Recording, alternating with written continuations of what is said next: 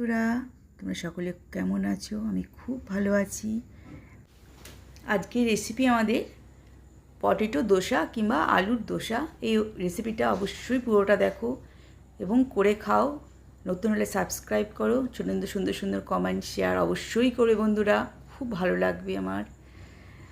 না, রেসিপিটা শুরু করি। একটাই আমি আলু দিয়ে করেছিলাম, তোমরা যদি পরিমাণ বাড়াতে চাও দুটো আলু দিয়ে করবে।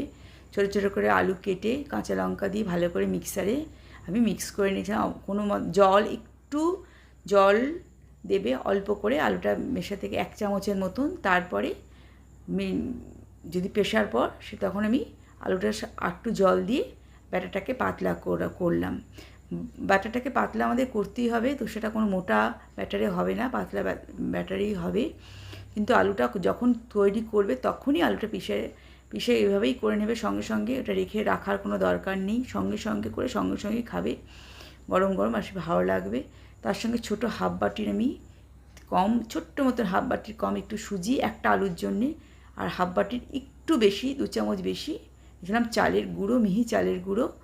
তার সঙ্গে আমি এখানে ঝাল যেমন খাও, একটা লঙ্কা দিয়ে 2টো লঙ্কা নিতে পারো, চিলি ফ্লেক্স দিয়েছি, ফ্রাইড অনিয়ন দিয়েছি, তোমরা কাঁচা অনিয়ন ব্যবহার করতে পারো, ওটা অপশনালও হতে পারে, না করতেও পারো। সঙ্গে কারি পাতা। আর যখন ঠিক করবে আর ব্যাটারের মধ্যে আমি 1 চামচ তেল দিয়ে দিয়েছিলাম, তো সুন্দর করে উঠে যায়। আর এটা কিন্তু একদমই পাতলা হবে, কোনোভাবে মোটা থাকবে না।